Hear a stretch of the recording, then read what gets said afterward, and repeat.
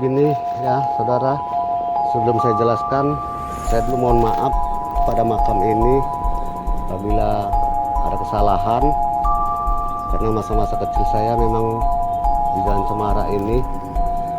Dulu masa-masa kecil kami, makam yang disebut kuburan Sanggul ini adalah makam yang paling kami takuti apabila mendekat kuburan ini. Jadi sekarang makam ini ya bentuknya seperti ini karena termakan usia. Pohon juga sudah berdiri ataupun sudah tertanam situ, tidak ada yang nanam, tapi pohon ini ada sendiri dari makam ini tumbuhnya. Beliau almarhum pernah keluarganya menyampaikan bahwasanya dia ada main-main di sini, nggak tahu apa salahnya. Di makam inilah dia kena sehingga sampai rakyatnya setiap tahunnya itu ada bulan ataupun tanggal tertentu bahwa almarhum tersebut mudah-mudahan dilakukan kuburnya. Ya dia itu seperti kayaknya hilang kesadaran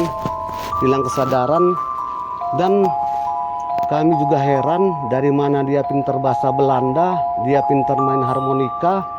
Kemudian almarhum tuh kalau udah kumat, halaman rumah yang ada seputaran rumahnya itu dibersihkannya semua. Memang kayak mana dibilang orangnya memang pembersih. Maksudnya di luar kesadaran dia, rumah-rumah yang ada seputaran mungkin entah arwah yang ikut atau segala macamnya, nggak tahu kita. Mohon maaf kalau ada kesalahan. Memang mungkin pembersih. Jadi sehingga daerah rumah kami itu halaman-halaman tuh jalan, sepanjang jalan di depan rumah itu bersih. Jadi keluarga saya juga pernah lihat dia berobat, diobati orang tuanya, keluarganya saya lihat berusaha terus tidak sembuh sampai akhir hayatnya. Setiap tahun yang namanya bahasa Belanda, kemudian nanti dia ada praktek perang seperti Belanda perang, megang sten katanya. Kemudian dia lagi main harmonika dengan nyanyi-nyanyi bahasa Belanda. Dengan zaman-zaman dulu perang, lagu-lagu Jawa itu sepertinya pasti. Sementara orangnya kalau dibilang pendidikannya paling pun hanya tamat SD ya ataupun SMP, tapi kok pasti sekali bahasa Belandanya. Jadi mohon maaf pada juga makam ini, bahwasanya memang setahu saya, mohon maaf juga apabila ada kesalahan dalam penjelasan ini. Saya juga mohon maaf kepada makam yang ada di sini. Makam ini setahu saya cerita-cerita orang kuno dulu, cerita-cerita orang-orang tua lama, ini makam penguburannya berdiri katanya. Entah berapa orang di dalam ini, entah 7 orang, saya pun kurang paham. Tetapi orang-orang tua dulu, orang-orang tua yang sudah tiada sekarang menjelaskannya seperti itu gitu. Jadi sehingga sampai dengan detik ini juga apabila saya melewati makam ini, saya timbul rasa horor saya, kemudian bulu kuduk itu terus naik, tidak berhenti-berhenti. Sampai saya bicara ini juga, saya dekat makam ini, terus terang ini bulu kuduk saya nggak berhenti hilang. Jadi yang dibilangkan makam orang muslim, makam apa itu, semua makam itu sama horornya, sama apanya. Dan di sini kenapa dibilang kerkop? Ini kerkop itu bahasa Belanda sama dengan kuburan, ya kuburan. Jadi dulu di sini memang banyak pemakaman-pemakaman zaman-zaman Belanda. Tetapi dengan usia-usia dengan modernnya sekarang, karena kurangnya tanah-tanah wakaf mungkin ya namanya kekurangan tanah ya. Jadi akhirnya satu demi satu mungkin untuk menjadi kuburan yang ada di sini gitu. Jadi inilah penjelasan dari saya sebenarnya. Sehingga dulu makam ini sebenarnya cantik berdirinya. Kiri kanan tuh ya berbentuk sanggul muter gini, di tengahnya itu ada lingkaran ya.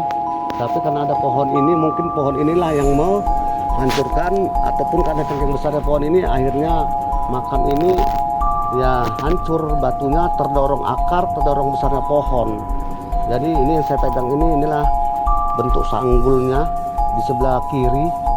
Kalau bentuk sanggul sebelah kanan saya mungkin nggak tahu, nggak nampak lagi karena memang udah semak belukar di sini. Karena apa semak belukar? Ya namanya itu tadi, orang agak takut ke makam ini. Jadi sampai sekarang pun makam ini masih dibilangkan orang masih aura mistisnya sangat cukup tinggi. Kami nggak tahu, kami nggak sadar juga bagaimana kok ini bisa terjadi sama kami yang ngasal lewat di sini masa kecil sampai sekarang. Saya pun masih merinding melihat makam ini gitu. Mungkin itu dulu, mana tahu ada kesalahan dalam penjelasan ini, saya mohon maaf karena memang saya tahu saya udah 30 tahun lebih di seputaran kuburan ini, sehingga rumah saya pun di bawah jendela kuburan. Buka jendela kamar ya udah kuburan. Jadi masa-masa kecil saya banyak di Jalan Cemara ini dan di kuburan ini main-mainnya, cari-cari uang pun untuk jualan, cari bersihkan kuburan pun di sini semua kami, masa kecil kami. Mungkin itu dulu, mohon maaf, terima kasih atas penjelasan yang singkat ini. Mungkin lebih dan kurang mohon maaf apabila ada kesalahan di sana sini. Terima kasih.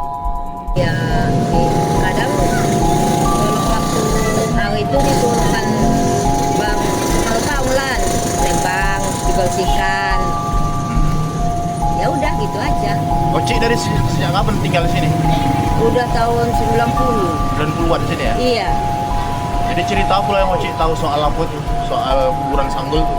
Kuburan Sanggul itu cuma gitu aja lah. Apa ada keramatnya kata orang itu. Nah, cuman keramatnya itu? Keramatnya itu kalau pergi ke situ kadang bisa sakit. Kalau eceknya entah hari cakap-cakap kotor lagaknya ya, atau tanpa buat yang tak baik. Iya, sakit gitu katanya. Kalau dulu seingatan Oci, cuman bentuknya itu kan itu sekarang kondisinya udah hancur, kan iya. ada pokok togak tuh kan di situ, Iya. pokok boser tuh. Pokok pace. Pokok pace ya, mengkudu ya. Iya, mengkudu. Mengkudu. Kalau dulu macam mana bentuknya? Bentuknya segi empat. Segi empat lah. Sekarang udah apa dia tumbuh lah apa di situ. Pokok mengkudu itu dia pecah lah dia. Di apa ya, dihasak apa tuh ya? Dihantam urat tadi. Akarnya itu ya, apanya Iya. batangnya itu ya. Jadi Oci selalu lah membersihkan itu. Sering. Apalagi dikasih siapa? Bang Usuk duit. Tolong duit sedikit kan. Ya lah, uang capek namanya. Iya. Capek namanya. Kerja itu ada yang nak lihat jumpa yang aneh-aneh. Yang lupa aneh-aneh nggak ada lah bang. Baiknya orang itu. Kalau yang dengar Oci dulu ceritanya macam mana tuh? Siapa yang meninggal tuh tak tahu. Katanya Nah, tak ingat ya. namanya Ya. kata orang kuburan sanggul. Macam kayak berkuping dia ada kayak pesanggul. Maka dia bilang Di sudut-sudutnya itu iya. ya. Di sudut.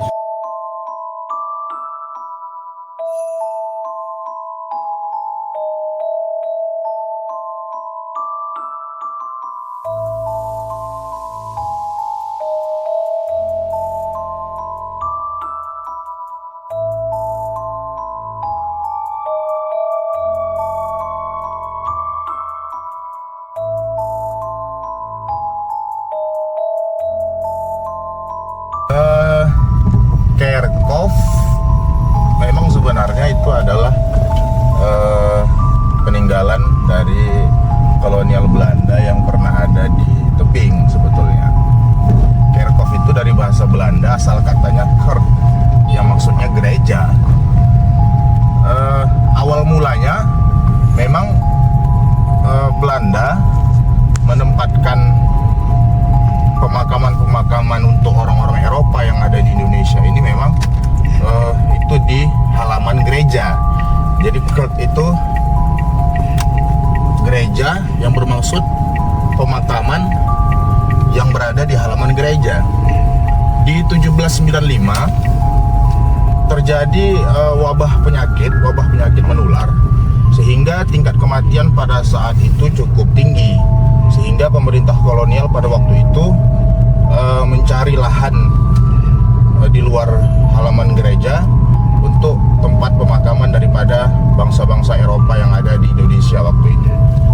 Untuk halnya di tebing tinggi, keberadaan Kerkhof atau pemakaman orang-orang Eropa ini itu sudah ada di akhir abad ke-18 semenjak orang-orang Belanda dan orang-orang asing lainnya membuka lahan perkebunan di seputaran tebing tinggi ini, dulu namanya Negeri Padang, di mana pemerintah kolonial membentuk seperti badan pemerintah yang bernama Gemeente Tebing Tinggi yang dibentuk pada 1 Juli 1917. Sebelum 1917 itu sebenarnya sudah ada organisasi pemerintah kolonial Belanda, tapi tidak sistemnya tidak seperti Gemeente yang sudah berhak mengurus rumah tangganya sendiri. Ada namanya Plaatslagfonds, itu di 1900 awal, semenjak sudah berkembangnya perkebunan di seputaran tebing tinggi ini. Jadi Belanda membentuk Plaatslagfonds, baru kemudian di 1917 terbentuklah pemerintah Gemeente Tebing Tinggi, yang salah satu tugas daripada Gemeente Tebing Tinggi ini adalah memfasilitasi penanam modal asing yang berada di perkebunan-perkebunan di seputar tebing tinggi. Oleh karenanya, keberadaan Kerkhoff dimulai dari semenjak terbentuknya pemerintahan kolonial di tebing tinggi. Kita melihat sekarang memang kondisi Kerkhoff di tebing tinggi yang ada di Jalan Cemara cukup memilukan lah kalau boleh bisa dibilang ya, karena peninggalan kolonial Belanda itu yang pada saat ini itu sebenarnya adalah aset sejarah kita sebetulnya. Kalau kita lihat tadi memang hanya tinggal beberapa makam saja yang ada. Untuk itu kami berharap dari Yayasan Zuriat Negeri Padang, kiranya pemerintah, instansi-instansi terkait dapat saling kita berkoordinasi bagaimana kita menyelamatkan jejak sejarah daripada kolonial Belanda yang ada di tebing tinggi ini. Karena kalau itu dikelola dengan baik, itu bisa jadi aset wisata ya, bisa menjadi pusat studi sejarah, terutama tentang keberadaan kolonial Belanda yang ada di tebing tinggi. Walaupun mereka, terlepas dari mereka itu adalah penjajah, tapi pada saat ini itu menjadi kekayaan sejarah kita sebetulnya, bahwasanya